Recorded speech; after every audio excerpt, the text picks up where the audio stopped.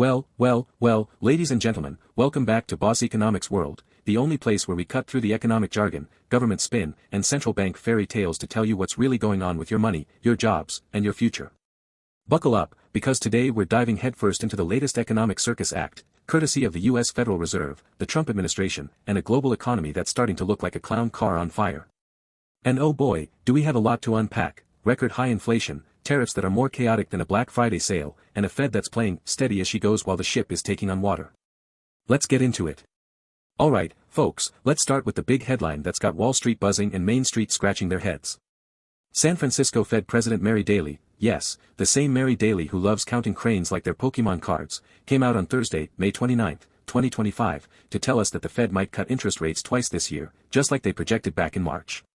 But hold your horses, folks, because for now, they're keeping rates steady at 4.25% to 4.5%, where they've been since December 2024. Why? Because, apparently, inflation is still the Fed's golden goose, and they're not ready to let it fly the coop just yet. Now, if you're sitting at home, struggling to pay your grocery bill that's up 15% from last year, or trying to refinance a mortgage that's drowning you in interest, you might be wondering, what the heck is going on here? Don't worry, folks, because today on Boss Economics World, we're going to peel back the layers of this economic onion, from the surface-level PR spin to the deep, dark roots of government mismanagement and central bank cowardice. And trust me, by the end of this, you'll see why the Fed's steady hand is starting to look more like a death grip on the economy. Let's start with the surface, shall we? Mary Daly, in all her crane-counting wisdom, tells Reuters, as long as inflation is printing above target and there's some uncertainty about how quickly it can come back down to 2%, well, then inflation is going to be my focus. Oh, bless her heart. Inflation is at 2.3%, yes, above the Fed's sacred 2% target, but let's be real here, folks. Is 0.3% really worth keeping millions of Americans in a chokehold of high interest rates? Now, for my professional finance folks in the audience, let's break this down. The Fed's preferred inflation gauge, the Personal Consumption Expenditures, PCE, index, hit 2.3% in April 2025, according to the latest data from the Bureau of Economic Analysis. Core PCE, which strips out volatile food and energy prices, is even stickier at 2.8%.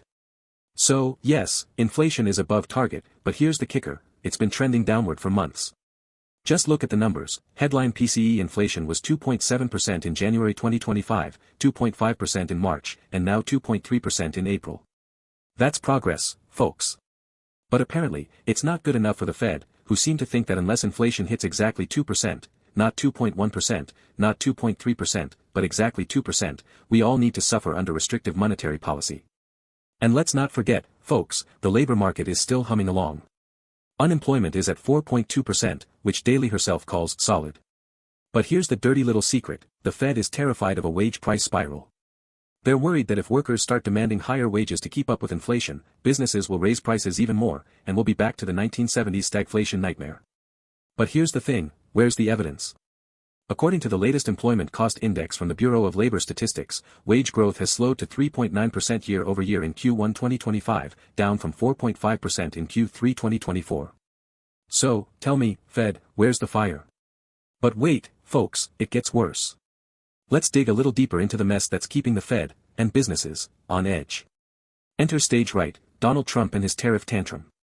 Now, if you've been following the news, you know that Trump's aggressive trade policies are back in full swing. We're talking 25% tariffs on Chinese goods, 10% on European imports, and threats of even more if other countries don't play ball.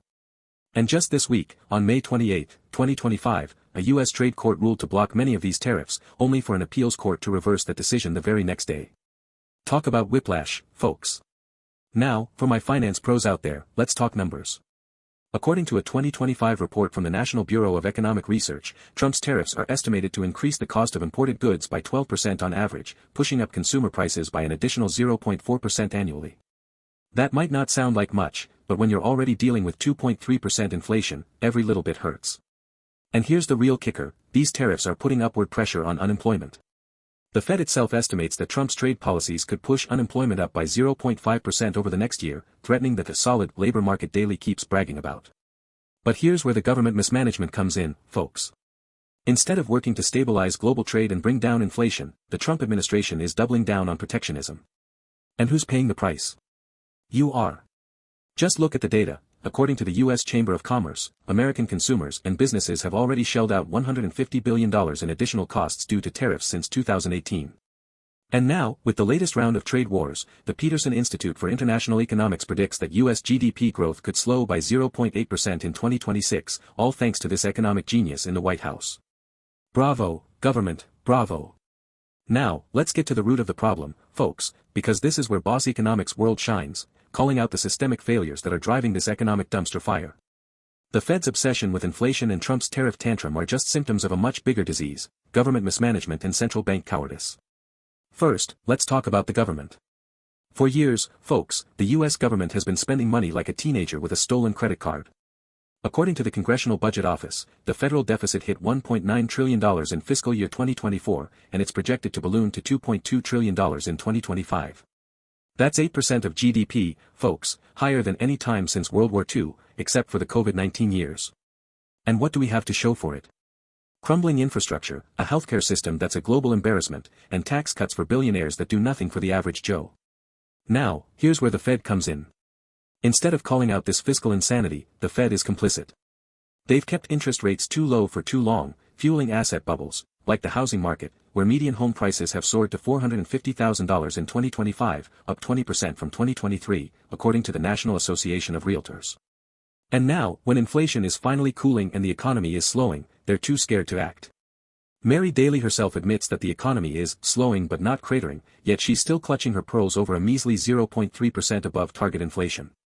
And let's not forget, folks, the Fed's projections are starting to look like a bad joke. Back in March 2025, they predicted 2 rate cuts this year, but here we are in May, and they're still holding the wheel steady. Meanwhile, the yield on a 10-year Treasury note has spiked to 4.8%, the highest since 2007, signaling that investors are losing faith in the Fed's ability to manage the economy. And don't even get me started on the stock market. Volatility is through the roof, with the VIX index hitting 25 in May 2025, the highest since the 2022 bear market, according to CBOE data. So, tell me, folks, who's steering this ship? Because right now, it looks like the Fed and the government are playing a game of hot potato with the economy, while you and I are left holding the bag. Alright, folks, enough of the doom and gloom, let's talk solutions. Here at Boss Economics World, we don't just point out the problems, we give you the tools to fight back. So, here's what needs to happen. First, the Fed needs to grow a spine and cut rates, now. Inflation is cooling, the labor market is solid, and businesses are already scaling back investment, as Daly herself admits. Waiting until December 2025 to maybe, possibly cut rates is a recipe for disaster. Just look at Europe. The European Central Bank cut rates by 0.25% in April 2025, and their economy is already showing signs of recovery, with GDP growth projected at 1.5% for the year, according to the OECD. Second, the government needs to get its fiscal house in order. Stop spending like there's no tomorrow, and start investing in things that actually help the economy, like infrastructure, education, and green energy. According to the World Economic Forum, every dollar invested in infrastructure generates $3 in economic growth. So, why are we wasting billions on tariffs and tax cuts for the ultra-wealthy? And finally, folks, we need accountability. The Fed and the government need to stop treating the economy like a casino and start treating it like a system that affects real people, your jobs, your savings, your future. Because if they don't, we're not just headed for a recession, we're headed for a full-blown economic meltdown. So, there you have it, folks, another episode of Boss Economics World, where we call it like we see it. What do you think? Are the Fed and the government leading us to disaster, or are they just misunderstood geniuses? Drop your comments below, smash that like button, and share this video with everyone you know. Because if we don't hold these clowns accountable, who will? Until next time, stay sharp, stay skeptical, and stay boss.